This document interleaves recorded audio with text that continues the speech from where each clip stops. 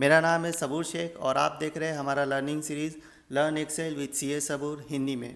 Season 1 चल रहा है जो बेसिक बिगिनर्स के लिए है और आज का एपिसोड नंबर 8 है जिसमें हम सीखने वाले हैं बहुत ही कॉमनली यूज्ड फीचर्स जिसका नाम है रैप टेक्स्ट, मर्ज सेल्स और अलाइनमेंट्स। लेकिन वीडियो में आगे बढ़ने से पहले मैंने अपने पिछले वीडियोस में ऑब्ज़र्व किया है कि शायद वीडियो बहुत ही सीरियस टोन में जा रहे हैं।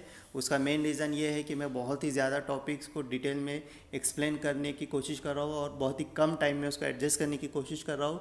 इसकी वजह से शायद सीरियस मोड में जा रहे हैं, तो मैं कोशिश करूँगा कि इसको थोड़ा लाइट मोड में लूँ, फ़न वे में लूँ। आप भी इसको फ़न वे में ही सीखिए, ज़्यादा सीरियस होने की ज़रूरत नहीं है। तो आज का वीडियो स्टार्ट कर। सबसे पहले रैप टेक्स्ट। समझो आपको अगर कोई रिपोर्ट बनाना है एक्सेल में, जैसे कि हमारा ऑडिटर्स रिपोर्ट है जो हर प्राइवेट लिमिटेड को एनुअली बनाना पड़ता है ऑडिटर्स रिपोर्ट। तो इसमें जो हम लोगों ने बनाया हुआ है, देखिए आप हेडिंग इस सेल में, फिर ये इतना बड़ा मैटर लिखा हुआ है, इसी तरीके से नीचे इतना बड़ा मैटर लिखा हुआ है। इसको अगर हम प्रिंट प्रीव्यू में जाके देखते हैं तो ये ऐसे दिखाई देता है, ठीक है। मतलब अगर हम इसको प्रिंट देंगे तो ये इस तरीके से फॉर्मेट हमको इसका सिस्टमेटिक तरीके से दिखाई देगा। अभी इसमें से आप में से बहुत लोग सोचेंगे कि भाई अगर इतना सब लिखना है तो ये हम माइक्रोसॉफ्ट वर्ड में क्यों नहीं लिखेंगे, एक्सेल में क्यों लिखेंगे। तो एक्चुअली इसमें काफ़ी चीज़ें शॉर्टकट हो जाती है, जैसे फॉर्मूले लगा सकते हैं, वो बाद में आपको समझ में आएगा। जैसे आप देख सकते हैं यहाँ पे ये फॉर्मूला लगा हुआ है, तो आप कंपनी का नाम एक शीट में आप कहीं पे लिख के रख लीजिए। और अगर आपको ऐसे बहुत सारे रिपोर्ट्स बनाने हैं तो आप एक कॉमन मास्टर फाइल में बेसिक डिटेल डाल के उसमें से फॉर्मूले यूज़ करके वो चीज़ों को ऑटोमेट कर सकते हैं। या फिर यही फाइल आपको हर साल बनानी है, उसमें 70% कंटेंट सेम होता है, 30% चेंजेस होते हैं, तो ये तब की चीज़ें। खैर ये आपको सीखने की ज़रूरत नहीं है। मेरा पॉइंट ऑफ व्यू ये है कि अगर आपको इतने बड़ी चीज़ें टाइप करना है तो इसके लिए आपको रैप टेक्स्ट की ज़रूरत पड़ती है। जैसे अगर मैंने इतना बड़ा मैटर टाइप करना है, मैं यहाँ से कॉपी करता हूँ,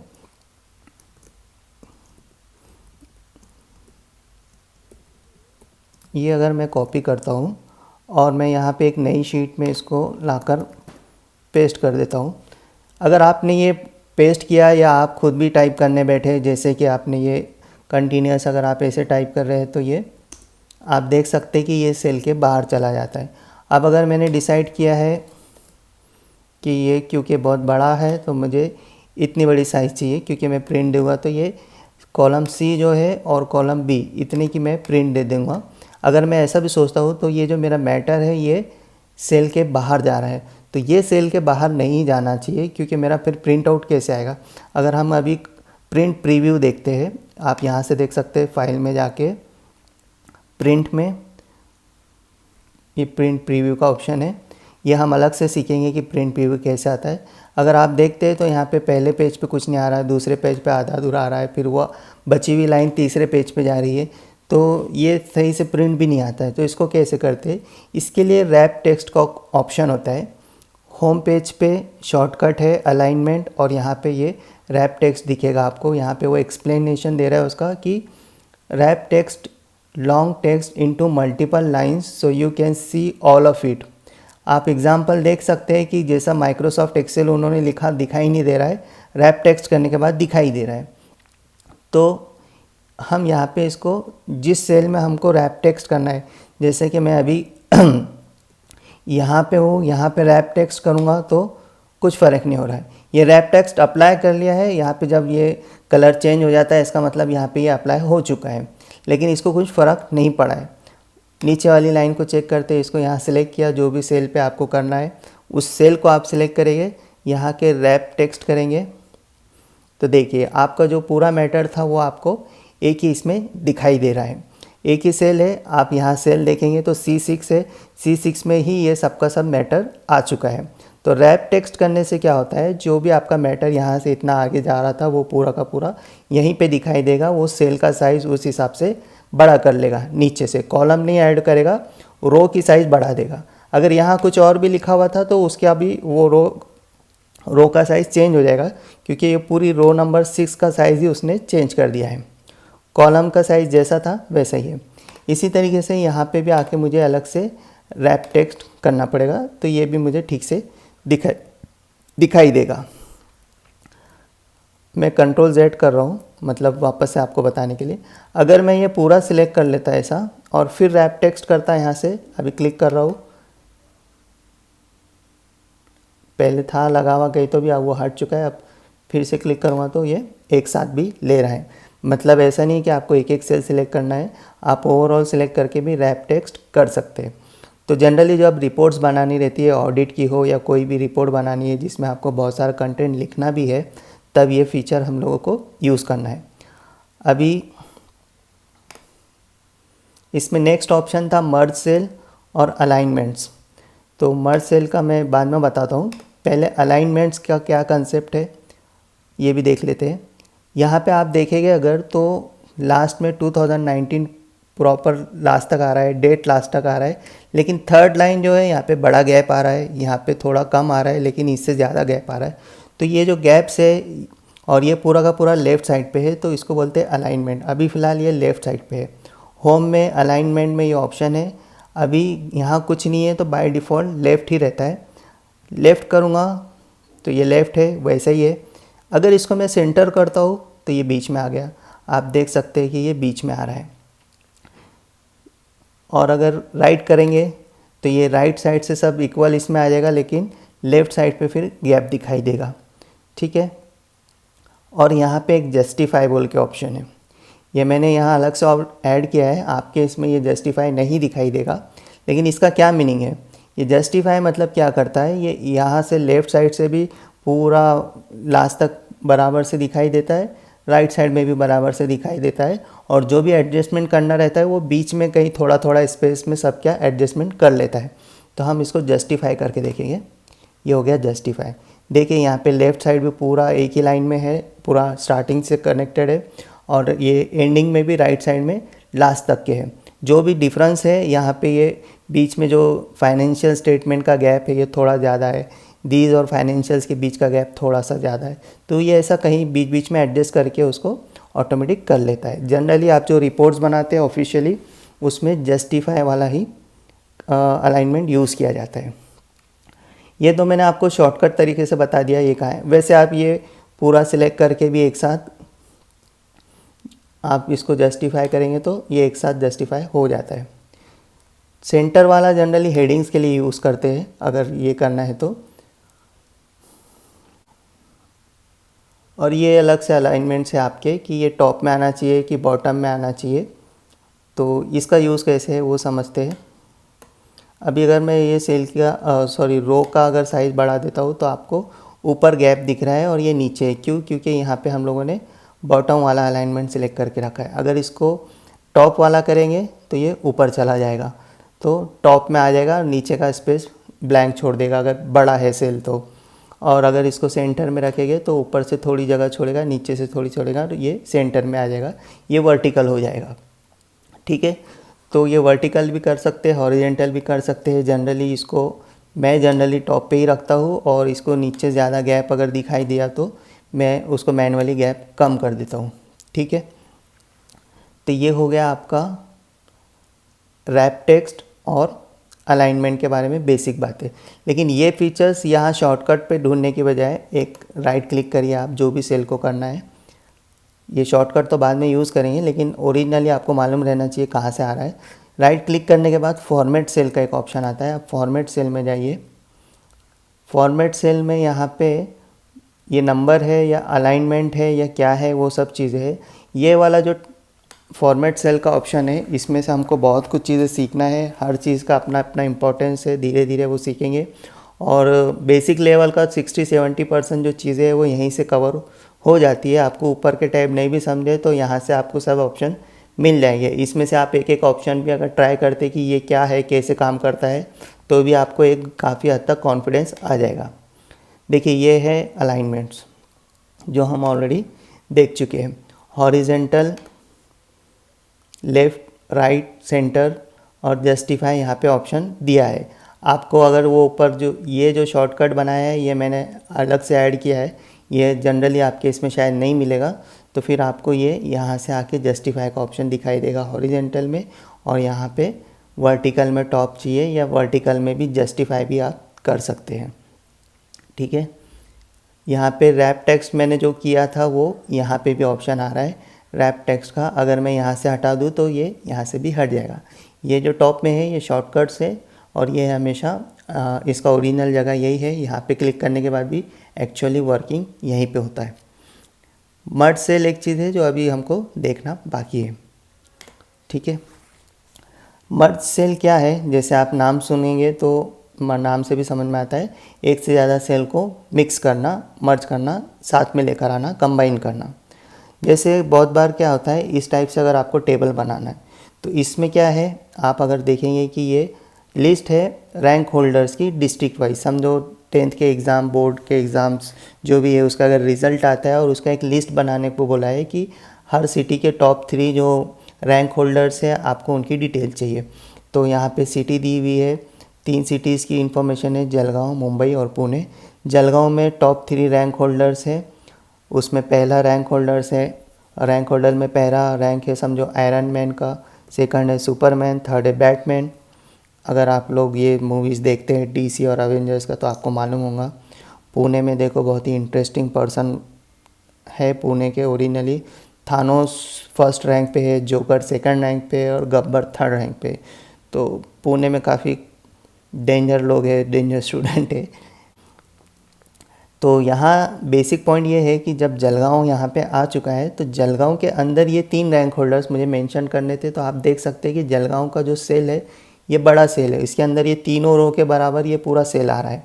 सिलेक्ट मैं इसको कर रहा हूँ तो यहाँ पे D7 लिख के आ रहा है।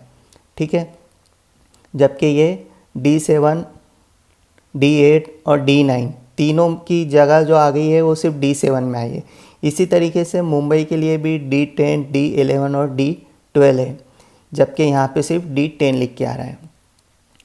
तो ये बेसिकली क्या किया हमने, मर्ज सेल किया है। इसी तरीके से आप यहाँ पे देखिए उनके रोल नंबर के बाद यहाँ पे लैंग्वेजेस लिखी है और यहाँ पे अदर देन लैंग्वेज है। तो लैंग्वेजेस में पहला इंग्लिश है, फिर उर्दू है, फिर मराठी है। तो यहाँ पे ये 3 कॉलम की जगह पे एक ही सेल आ रहा है। मैं अगर एरो से ऊपर जाके नीचे अगर आ रहा हूँ तो ये पूरा का पूरा तीनों सेल सिलेक्ट हो रहे हैं एक साथ और वो एक ही सेल दिखाई दे रहा है।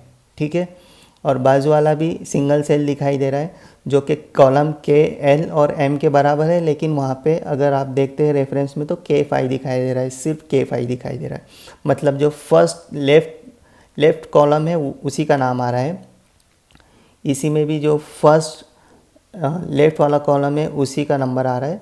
और जब हम लोग अलग अलग रो को कंबाइन करते हैं तो जो फर्स्ट टॉप की रो रहती है उसी का रेफरेंस वो लेता है। ठीक है, लेकिन अब ये बनाना कैसा, ये बहुत बार यूज़फुल है। और जैसा कि अगर हेडिंग में यहाँ पे ये और ये ऐसे 2 रोज़ है, उसके बराबर का ये रोल नंबर का एक सेल जो है वो 2 रोज़ के बराबर की हाइट का है और उसी तरीके से दिखाई दे रहा है। तो ये जो कंसेप्ट है इसको बोलते हैं मर्ज सेल। और इस टाइप का अगर आपको टेबल बनाना है तो आप कैसे बनाएंगे, तो हम लोग बना कर ही देख लेते हैं ताकि आपको समझने में आसानी हो जाए। तो सबसे पहले आप सिटी लिखो, क्या है, सिटी रैंक और name, city rank name, roll number,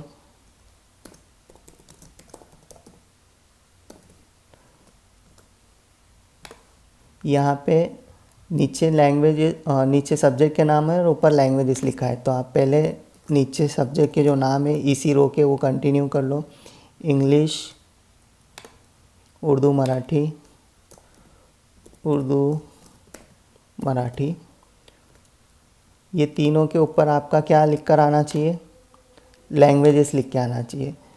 तो अभी आप ऐसे ही लिख लो और यहाँ पे math, science, history, math, science, history. Math के ऊपर अदर देन लैंग्वेजेस। ठीक है, अब मर्ज कैसे करते हैं, तो मुझे ये तीनों सेल मिला के मिक्स करना है।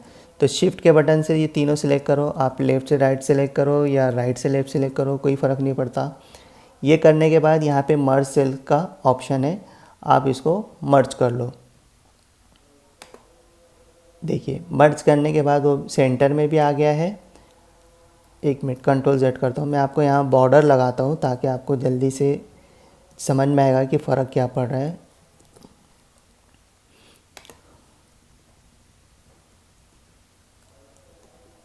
ये अभी मराठी और उर्दू के बीच में आप देखिए तो आपको बॉर्डर में ये दिखाई देगा, क्योंकि ये सेल है।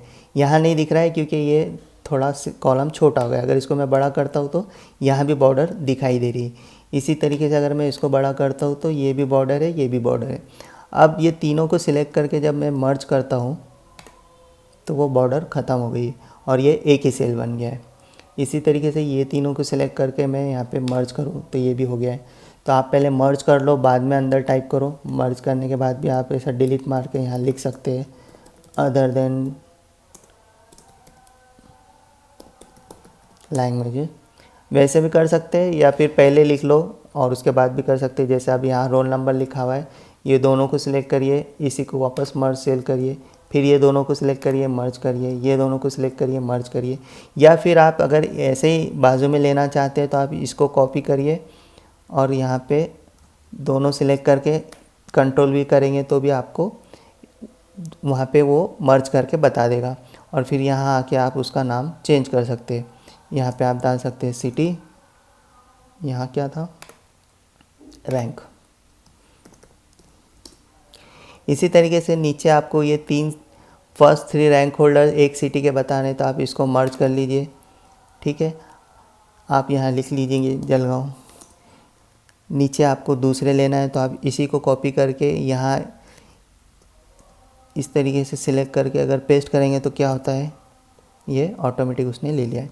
अगर मैं ऐसा 2 सेल भी रख के पेस्ट मारता हूँ तो वो उतने ही ले रहा है जितने लेना चाहिए। कंट्रोल Z करके बताता हूँ आपको। यहाँ सिलेक्ट किया 1 2 3 1 2 3, तो ये 3 रो का एक सेल में बना रहा हूँ वो तक तो ठीक है। लेकिन यहाँ समझो मैंने 3 की जगह सिर्फ 2 ही सिलेक्ट किए और कंट्रोल V किया तो वो एक ही ले रहा है। और अगर आपने 3 के हिसाब से पूरा 3 के मल्टीपल में लिया 3 3 3 और कंट्रोल V किया तो वो बराबर से ले रहा है उसको। ठीक है, तो ये एक चीज़ मैटर करती। फिर आप डिलीट मार देंगे तो भी वो मर्ज वहाँ से ख़त्म नहीं होगा। आप देख सकते हैं बॉर्डर को। अब मुझे मर्ज ख़त्म करना है तो मुझे यहाँ आके वापस से उस पर मर्ज पे क्लिक करना है। इसी तरीके से अगर मुझे लगा कि ये लैंग्वेज है इसको मुझे मर्ज नहीं करना था, तो जब मैं इसको अनमर्ज करूँगा तो ये पूरा का पूरा कहाँ चला जाएगा, I4 पे चला जाएगा। जो सबसे लेफ़्ट वाला कॉलम है वहाँ चला जाएगा। ये अनमर्ज किया तो यहाँ पे आ गया। ठीक है, इसी तरीके से अगर मैं समझो ये वाले पार्ट को अनमर्ज करूँगा तो जो पूरा का पूरा जलगांव ये टेक्स्ट लिखा हुआ ये कहाँ पे आएगा, रो नंबर 9 में, जो टॉप की रो है उसमें चला जाएगा। बराबर, ठीक है। अच्छा, मर्जिंग जो है तो सिर्फ एक से ज़्यादा कॉलम या एक से ज़्यादा रो के लिए रहेगा, या कॉलम और रो भी ज़्यादा रह सकते हैं। ट्राई करके देख लेते हैं। वैसे ज़्यादा यूज़फुल तो नहीं रहता है, लेकिन समझो आपको चाहिए कि ये पूरा का पूरा यहाँ पे एक ही बंदा है टॉपर, आप इसको मर्ज कर देंगे तो ये पूरा का पूरा एक सेल भी बन जाएगा। ठीक है, तो मर्जिंग कैसे भी हो सकती है, आपको क्या रिक्वायर्ड है उस पर सिचुएशन पे डिपेंड करता है। अच्छा, अब हम लोगों ने जो अलाइनमेंट सीखे थे, अभी आप देख सकते हैं कि ये रोल नंबर यहाँ पे दिखाई नहीं दे रहा है। क्यों नहीं दिखाई दे रहा है, क्योंकि ये अलाइनमेंट का नहीं है, इसको रैप टेक्स्ट नहीं किया हुआ है। अगर ये आपका टेक्स्ट बहुत बड़ा है, आपका जो कंटेंट है वो बहुत बड़ा है और सेल का साइज़ छोटा है तो वो नहीं दिखाई देगा। और अगर आपको उसको पूरा देखना है तो उसके लिए रैप टेक्स्ट का हम लोगों ने ऑप्शन सीखा है। तो हम इसको सिलेक्ट करके समझो इनको भी नहीं, ठीक है, रैप टेक्स्ट करेंगे यहाँ से तो ये रोल नंबर आपको दिखाई दे रहा है।